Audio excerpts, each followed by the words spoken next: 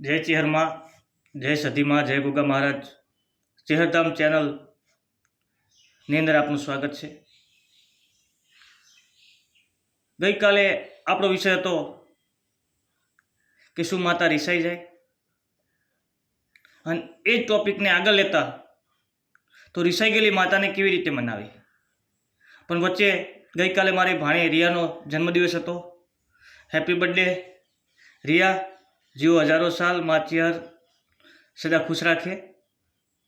તો રિસાઈ ગયેલી માતાને મનાવી કેવી રીતે, એ વિષય પર આપણે ચર્ચા કરતા એ જ વાત કરી હતી। માતા રિસાવાના કારણો કીધા હતા કે કુટુંબના લીધે અંદરો અંદરના ઝઘડા અને અંદરો અંદરના લડાઈઓના લીધે ઘણી વખત તમારું દેવ, તમારી કુલદેવી, તમારી માતા રિસાઈને બેઠી હોય છે। તો રિસાઈ ગયેલી માતાને કેવી રીતે મનાવી? તો સૌ પ્રથમ પહેલાં તો જે માતા રિસાઈ હોય એ માતાના ગરહાર કઈ માતા જોડે છે અને કયા ભુવા જોડે છે।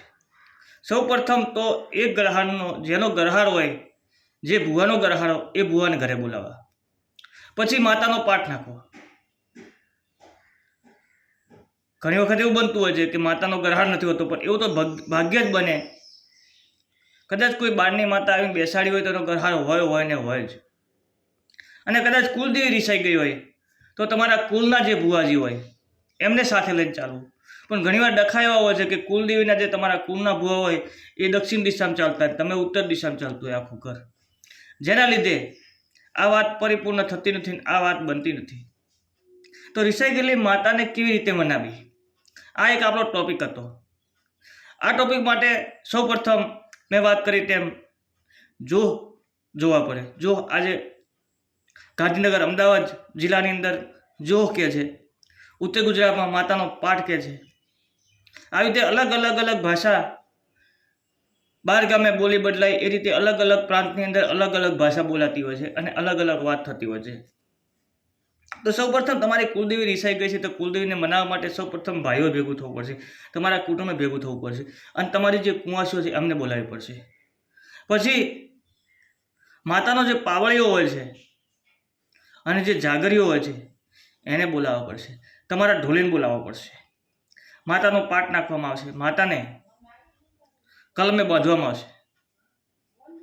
તો કલમે તો કદાચ માતાને બેસાડતી વખતે બાંધવામાં આવે છે, પણ જ્યારે માતાને મનાવી હોય તે વખતે માતાની કલમો માગવામાં આવશે।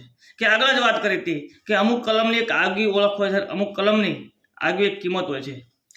સાચો ભૂવો છે, હું બધા જ ભૂવો, સાચા ભૂવો બધા સાચા જ હોય છે, પણ પોતપોતાની રીતે કામ કરવાની થોડી પદ્ધતિ અલગ હોય છે।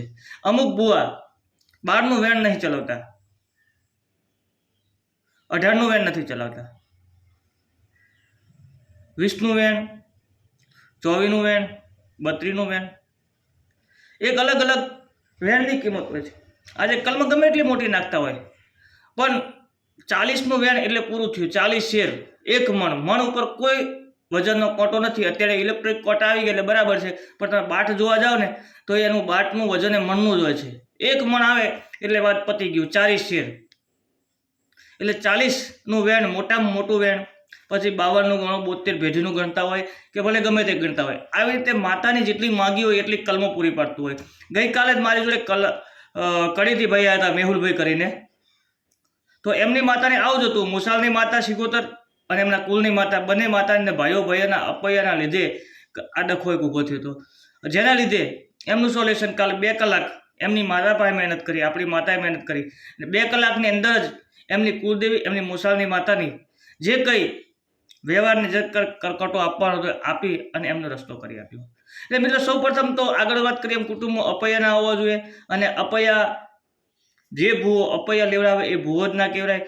ભૂવો એનું નામ કહેવાય માતાજીનું કે જે કદાચ કુટુંબમાં કોઈ અપૈયા લઈને બેઠો હોય તો એ અપૈયાને છૂટા કરાવે, એ સાચો ભૂવો, એ જ સાચી માતા। બાકી કોઈને અપૈયા લેવડાવી અને તમારે અપૈયા લઈ અને તમારે સુખી થવું છે અને બીજાને દુઃખી કરવું છે, એ આપણી માતાનું કામ નહીં। બીજી વસ્તુ કે આ પાઠ નાખીને આ પાઠની અંદર માતાને કલમોથી જેટલી માગે એટલી માતા કલમો પૂરી આપે। કદાચ પહેલાં વાત નાવી બને અને રિસાઈ ગયેલી માતા હોય અને માતાને વધારે ટોકો હોય તો 1 દિવસ, 2 દિવસ, 3 દિવસ, પણ 3.5 દિવસની અંદર તો ગમે તેવી રિસાયેલી માતા હોય તો મનાઈ જાય છે। પણ એની પાછળ કુટુંબે એક હૃદયનો ભાવ રાખવો પડે અને એક હૃદયના ભાવથી આ તમારી કુળદેવીને કે તમારી રિસાલી માતાને પાઠ પર બોલાવો તો એ પાઠ પર આવે આવે આવે એટલે મારે પણ મારવા ના દે. જો કદાચ તમારી કુળદેવી સાંભળતી હોય પણ આ તો કુળદેવી સાંભળતી હોય પણ આ જે આવેલી છે જે કાપડામાં આવેલી છે એ તો ડબલ સાંભળે. કેમ કે તો કાપડામાં આવે છે એટલે કુળદેવી તો સાંભળે જ અને આ ડબલ સાંભળે એટલે સાંભળે ને સાંભળે. પણ એને મનાવવા માટે તમારે પ્રયત્નો કરવો પડે અને કુટુંબે એક થઈ અને માતાજી પાસે બેસી જવું પડે. અને કદાચ તમે હૃદયનો ભાવ ખુલ્લો કરી નાખો, તમારું દિલ સાફ કરી નાખો, તમે ખુલ્લા થઈ અને કુળદેવી બેસી જાઓ તો કોઈ દિવસ કોઈ માતા રિસાલી ના મનાય એવું બનતું નથી.